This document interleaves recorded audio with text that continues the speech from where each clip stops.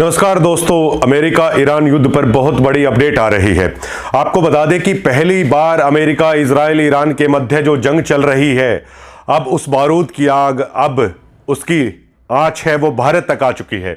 आप सभी जानते ही होंगे कि ईरान का जहाज जो भारत के विशाखापट्टनम में आया हुआ था, बहुत सारे 40 से ज़्यादा देश हैं विशाखापट्टनम में भारत के बुलावे पर आए हुए थे, लेकिन अमेरिकी न्यूक्लियर सबमरीन ने टोरपीडो दागते हुए ईरानी जहाज को डुबो दिया है। और अमेरिका की तरफ से इस पर एक क्लासिफाइड वीडियो भी है, वो जारी कर दिया गया है। और अमेरिका का कहना है कि द्वितीय विश्व युद्ध के बाद पहली बार टॉरपीडो से किसी जहाज को है डुबोया गया है। और अमेरिका ने बाकायदा इसको लेकर एक बयान जारी किया है, जिसमें उन्होंने कहा है कि इस जहाज को डुबोने का मकसद उनका यह था कि इस जहाज से अमेरिका को खतरा था, अमेरिका के हित है वो प्रभावित होने वाले थे। लेकिन सबसे बड़ा सवाल यह खड़ा हो रहा है कि American nuclear submarine Indian ocean में घूम रही है और भारत आखिरकार क्या कर रहा है, भारत का स्टैंड इसको लेकर क्या है।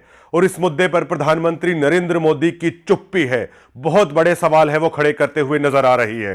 कहा जा रहा है कि 180 से ज्यादा ईरानी नौसैनिक उस पर जहाज पर मौजूद थे और वापस जा रहे थे विशाखापट्टनम में, जो ये कार्यक्रम हुआ था उसके बाद में।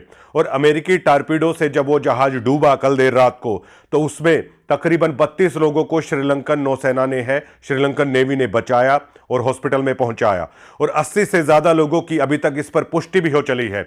लेकिन सबसे बड़ा सवाल यही है कि भारत के प्रधानमंत्री नरेंद्र मोदी आखिरकार चुप क्यों हैं।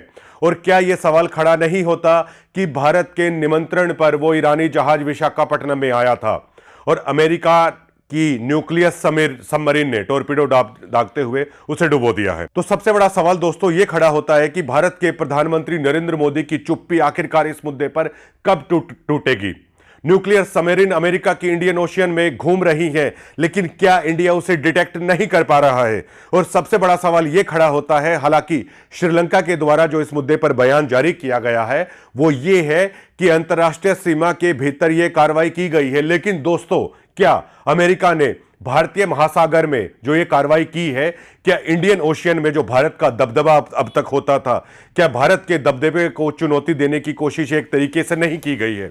जो जहाज वो भारत का अतिथि था, वो लोग भारत आए हुए थे, बीच रास्ते में ही इस तरह उन पर जो कार्रवाई की गई है, क्या ये भारत की संप्रभुता पर हमला नहीं है।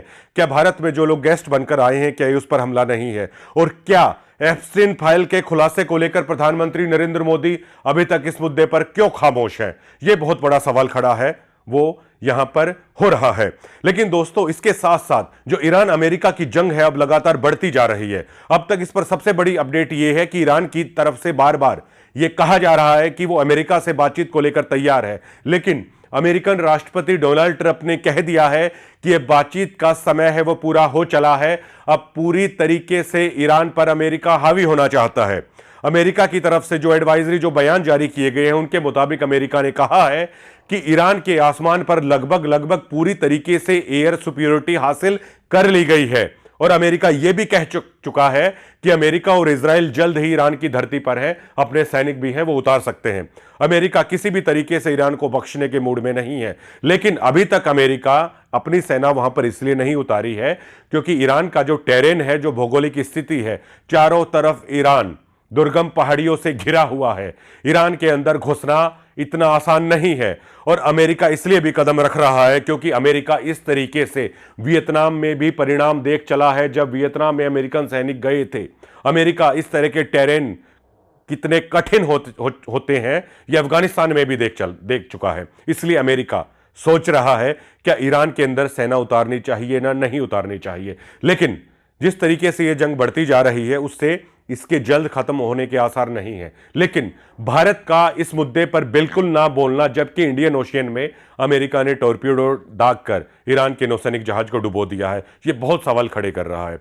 दोस्तों, आपको बता दें, स्ट्रेट ऑफ हॉर्मुज है उसको ईरान ने पूरी तरीके से बंद कर दिया गया है। लेकिन चीन के लिए बहुत सारा तेल, ईरान चीन को है वो तेल एक्सपोर्ट करता है। चीन के लिए ये कहा जा रहा है, खासतौर से छूटें दे दी गई है। भारत में ये कहा जा रहा है कि 20 दिनों का ही तेल बाकी है। स्ट्रेट ऑफ हॉर्मुज पूरी तरीके से बंद कर दिया गया है। और भारत का इस घटना के बाद भी ईरान का पक्ष ना लेना, ईरान के समर्थन में कोई बयान ना देना बड़े सवाल खड़े कर रहा है।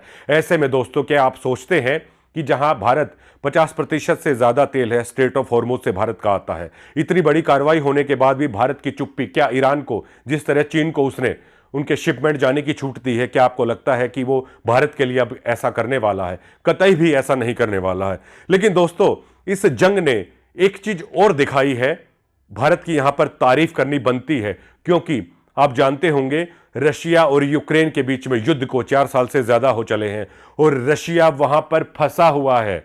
इसी तरह अमेरिका, जिसको दुनिया की सबसे बड़ी शक्ति माना जाता है, सैनिक तौर पर भी, आर्थिक तौर पर भी, अमेरिकन राष्ट्रपति ट्रंप कह चले हैं कि यह युद्ध 4 हफ्ते से ज्यादा है, वो चल सकता है। वहीं इजराइल का एक बयान जो चिंता व्यक्त करता है वो ये है कि इजराइल कह रहा है कि हर दिन युद्ध पे $2 मिलियन से ज्यादा खर्च हो रहे हैं। तो कहीं ना कहीं इजराइल को भी इस युद्ध ने चिंतित है वो कर दिया है। लेकिन यहां पर भारत की तारीफ करना इसलिए बनता है क्योंकि ऑपरेशन सिंदूर के दौरान बहुत सारे लोगों ने आलोचना की थी भारतीय गवर्नमेंट की कि ऑपरेशन सिंदूर को एकदम से इस तरीके से खत्म नहीं करना था, बल्कि पाकिस्तान को और भी कड़ा सबक है वो सिखाना था। लेकिन उस दौरान भारत के सेना के अधिकारियों ने यह बयान दिया था कि जंग में जाना बहुत आसान होता है, लेकिन जंग से निकलना बहुत मुश्किल होता है। और इस समय राष्ट्रपति ट्रंप और इजराइल के जो बयान है ये बिल्कुल इस बात को सही साबित करते हुए दिखाई दे रहे हैं कि जंग में जाना बहुत आसान होता है, लेकिन जंग से निकलना किसी के हाथ में नहीं होता। ऑपरेशन सिंदूर में भारत ने कहा कि जितने भी टारगेट थे हमने अचीव कर लिए हैं और जंग बेहद विनाशकारी परिणाम लाती है और जंग का खर्चा बहुत ज्यादा होता है। जो इजराइल के बयान से आप समझ सकते हैं कि हर दिन $2 मिलियन से ज्यादा युद्ध पर खर्च हो रहे हैं और इजराइल की अर्थव्यवस्था पर काफी बोझ है, वो पड़ रहा है। तो ऐसे में भारत ने जो उस वक्त कहा था वो बिल्कुल सही था कि जंग में जाना आसान होता है लेकिन निकलना बहुत मुश्किल होता है, और भारत सही समय पर ऑपरेशन सिंदूर से वहां पर निकल गया था। लेकिन दोस्तों, आप क्या सोचते हैं कि क्या यह भारत के लिए चुनौती है? और जो ईरान अमेरिका जंग की आहट है, ईरान अमेरिका के बीच में जो बारूद बिछाया जा रहा है, अब उसकी तपत है वो भारत तक भी आ पहुंची है, जो इंडियन ओशियन में अमेरिका ने किया है। और क्या आप सोचते हैं कि भारत की खामोशी, प्रधानमंत्री नरेंद्र मोदी की चुप्पी, क्या एप्स्टीन फाइल के जो खुलासे हैं, क्या उसको लेकर अमेरिका खिलाफ कुछ भी बोलने से है प्रधानमंत्री नरेंद्र मोदी है वो बच रहे हैं? क्योंकि डोनाल्ड ट्रंप ने एक बार कहा था कि प्रधानमंत्री नरेंद्र मोदी का राजनीति को वो कभी भी खत्म कर सकते हैं, उनके हाथ में है। तो बहुत सारे लोग कह रहे हैं कि प्रधानमंत्री की चुप्पी उस तरफ बड़ा इशारा करती है, क्योंकि जो जहाज भारत में अतिथि बनकर आया था और इंडियन ओशियन में अमेरिकन सबमरीन घूम रही हैं, आखिरकार वो यहां क्या कर रही हैं और क्या भारत उन्हें डिटेक्ट करने में नाकाम साबित हो रहा है? ये बहुत सारे सवाल इस घटना के बाद है वो इकट्ठे हो रहे हैं। हालांकि श्रीलंका ने मानवता का परिचय देते हुए बहुत सारे नौसैनिकों को वहां से बचाया भी है, लेकिन अब इसकी आहट है वो America, Israel, Iran, middle east से निकलकर वो अब इंडियन ओशियन तक आ चली है। चिंता ये भी कही जा रही है कि क्या ये वर्ल्ड वार 3 में तो तब्दील नहीं हो जाएगा, और पूरी दुनिया पर अब इस मुद्दे में चर्चा हो रही है। दोस्तों, आप क्या सोचते हैं इस युद्ध को लेकर? और जो इंडियन ओशियन में अमेरिका ने जो ये हरकत की है, क्या भारत को इस मुद्दे पर स्टैंड लेना चाहिए, अमेरिका के खिलाफ कोई बयान जारी करना चाहिए? इस मुद्दे पर आप क्या सोचते हैं? 90 डिग्री को आप कमेंट के माध्यम से बता सकते हैं, और 90 डिग्री को लाइक कीजिए, शेयर कीजिए और सब्सक्राइब कीजिए। धन्यवाद।